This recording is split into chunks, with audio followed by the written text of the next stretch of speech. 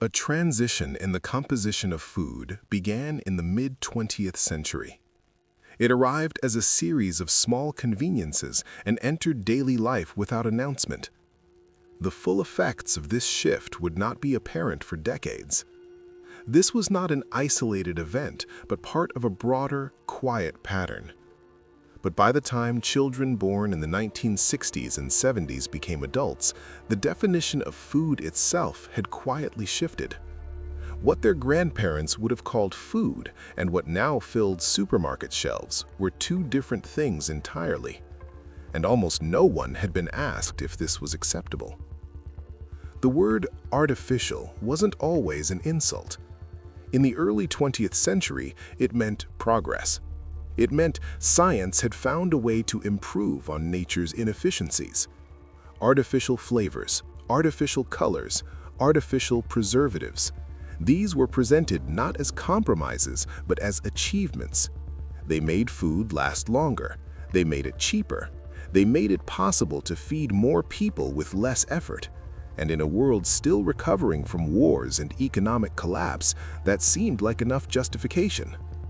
The scientists and manufacturers who developed these substances believed they were solving real problems: hunger, spoilage, expense. They weren't imagining themselves as architects of a dietary experiment that would span generations. They were just trying to make things work. But the language used to describe these innovations mattered. Companies didn't market their products as containing laboratory-created substitutes. They called them enriched and fortified. They used the word fresh for things that had been produced months earlier and transported thousands of miles. They called it milk, even when it came from powder. They called it juice, even when it started as concentrate mixed with water and corn syrup. The gap between what words meant and what they described widened quietly. And because the changes were introduced one product at a time, one ingredient at a time, there was never a single moment when people could step back and see the full picture of what was being constructed. Children growing up in this period had no reference point for anything different. If their lunch came in a brightly colored package with a cartoon character on it, that was just what lunch looked like. If their breakfast cereal turned the milk blue or pink, that was normal. If the bread their parents bought stayed soft for 2 weeks without molding, they had no reason to find that strange. The previous generation's food had been defined by seasons, by geography, by what could be grown or raised nearby. This new food was defined by brands, by mascots, by jingles. It existed in a separate reality from farms or fields or kitchens. And because it was everywhere, in schools, in hospitals, in government programs, it carried an implicit endorsement. If it was being served to children, it must be safe. If it was approved by agencies and experts, it must be fine. Most people didn't question it.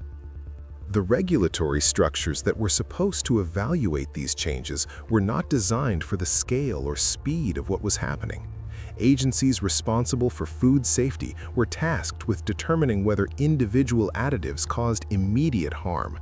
They tested them in isolation. They looked for acute toxicity.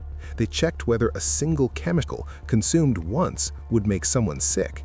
What they didn't test, what they weren't equipped to test, was the cumulative effect of consuming dozens of these substances together every day for decades. They didn't study what it meant for a child to grow up eating synthetic colors in their cereal, preservatives in their bread, stabilizers in their milk, and flavorings in nearly everything else. That kind of long-term systemic analysis wasn't part of the framework. The assumption was that if each individual ingredient was safe in isolation, the whole system must be safe as well.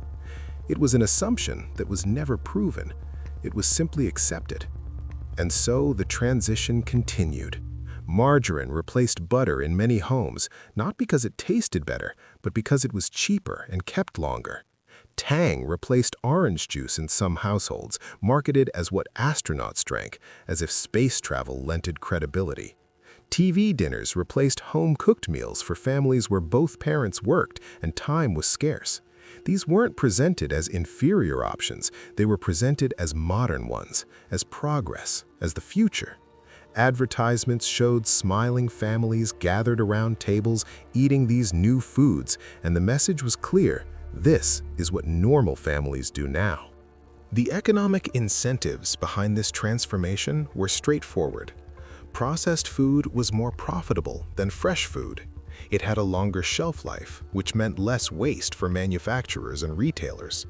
It could be produced at massive scale using cheap ingredients, then sold at prices that undercut traditional food sources. It didn't require skilled labor to prepare, just a microwave or boiling water.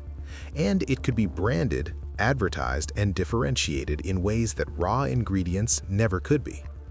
A potato is a potato, but a boxed potato product can be marketed as new, improved, and premium. The shift wasn't driven by nutritional science, it was driven by economics. And the result was a food system optimized for profit margins, not for health. This wasn't discussed openly. Parents feeding their children these products weren't negligent. They were doing what they believed was responsible.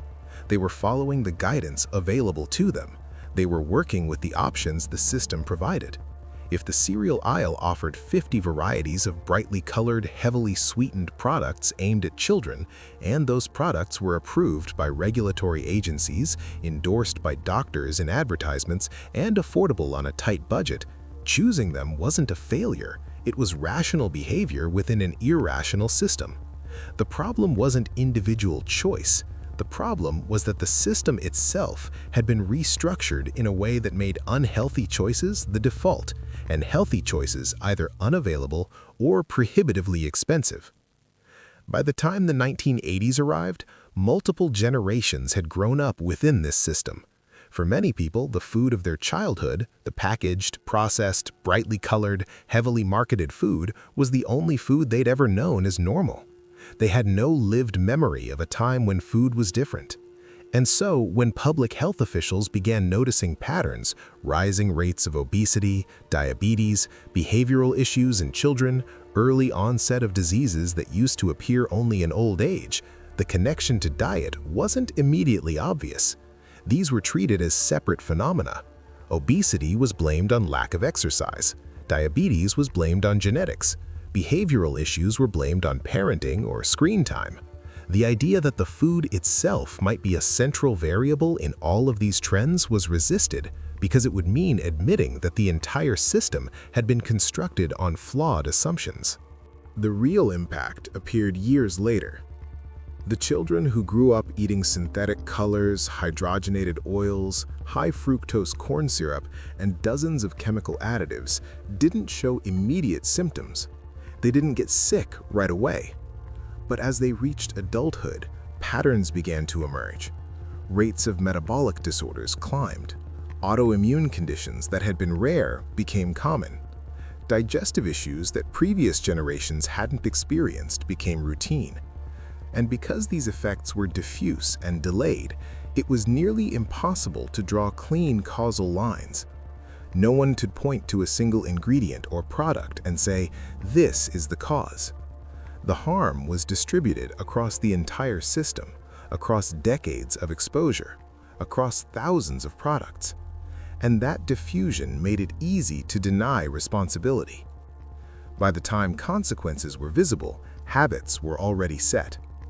The companies that had built this system didn't respond by reformulating their products. They responded with marketing. They introduced light and diet versions of the same foods, which often just replaced sugar with artificial sweeteners or fat with thickeners. They added the word natural to labels, even when the products were still highly processed. They funded studies that cast doubt on any research suggesting their products might be harmful. They lobbied against regulations that would require clearer labeling or restrict marketing to children. And they framed any criticism of processed food as elitist, as an attack on busy families who didn't have time to cook from scratch. The message was clear. The problem isn't our products, it's people's lack of willpower or time management. This framing worked because it aligned with broader cultural narratives. In an economy where both parents often had to work full-time just to make ends meet, there genuinely wasn't time for elaborate meal preparation. In neighborhoods that had been systematically deprived of grocery stores with fresh produce, processed food wasn't just convenient, it was the only option. In a culture that valorized productivity and efficiency, spending hours cooking was increasingly seen as impractical or even wasteful. The system created conditions that made processed food necessary, then blamed individuals for choosing it. The regulatory agencies that were supposed to protect public health were underfunded and understaffed. When they did attempt to introduce stricter guidelines around sugar content or marketing to children or clearer labeling, they faced immediate and intense lobbying from the food industry. In many cases, the people appointed to lead these agencies had previous careers in the industries they were now supposed to regulate. The revolving door between government and corporate positions meant that the line between public health policy and industry interests was often non-existent. Rules were written not to protect consumers, but to protect profits. And when independent scientists raised concerns about specific ingredients or practices, they were often marginalized, defunded, or subjected to public campaigns questioning their credibility. None of this was accidental. It was the result of deliberate choices made by people in positions of power who prioritized short-term economic gain over long-term public health. It was structural. It was designed for scale, not people. And it created a food environment where the default option was something that would have been unrecognizable as food just a few generations earlier. For decades, people were told that if they were gaining weight or developing health problems, it was their fault. They weren't exercising enough, they weren't making good choices, they lacked discipline. The idea that the food itself had been engineered to be hyperpalatable, to override natural satiety signals, to encourage overconsumption, that was rarely mentioned. The idea that children were being targeted with sophisticated marketing designed by psychologists to create brand loyalty before they could read, that was treated as normal business practice, not as something that might be ethically questionable. The idea that entire neighborhoods had been systematically deprived of real food while being flooded with fast food outlets and convenience stores selling processed products, that was blamed on market forces, as if markets were natural phenomena rather than shaped by policy decisions. The generation that grew up eating this way is now raising children of their own, and in many cases, they're feeding their children the same things they were fed because it's what they know, because it's what's affordable, because it's what the system makes easy. The cycle perpetuates, the health consequences compound, and the companies that created this system continue to profit from it while shifting responsibility onto individuals. What's striking is how thoroughly this has been normalized. Walk into any supermarket, and the majority of what's available isn't food in any traditional sense, it's food products. Edible substances constructed from ingredients that were isolated, synthesized, and recombined in ways that have no precedent in human history. And this is treated as unremarkable. Parents who want to feed their children actual food, vegetables, fruits, grains, meat that came from an animal rather than a lab, often have to spend significantly more money and time to do so. The system is inverted. The thing that should be normal is now the exception. The thing that should be exceptional is now the norm. This reversal didn't happen because people demanded it. It happened because it was profitable. And once it was in place, once entire supply chains and retail infrastructures and regulatory frameworks had been built around it, reversing it became almost unimaginable. The system gained a kind of inertia. Changing it would require challenging not just individual companies, but entire industries, not just products, but policies, not just habits, but the economic structures that make those habits rational. And yet, the consequences continue to accumulate. Each generation shows patterns that the previous generation didn't. Health conditions that used to appear in middle age now appear in adolescence. Developmental issues that were once rare are now common enough to seem normal. And because the changes have been gradual, because they've happened across decades, it's easy to accept them as inevitable rather than as the result of specific, reversible decisions. The people who built this system are mostly gone now. The scientists who invented artificial colors and flavors, the executives who decided to replace real ingredients with cheaper substitutes, the policymakers who approved these changes without long-term studies. Most of them didn't live to see the full consequences of what they set in motion. But the system they built remains, and it continues to shape what people eat, what their bodies are exposed to, what becomes familiar and acceptable. What replaced real food didn't happen because it was better.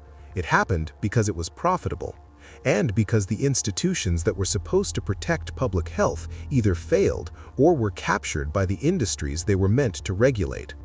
The result is a population that has spent decades consuming substances that were never part of the human diet, with effects that are still unfolding. And this wasn't the only change.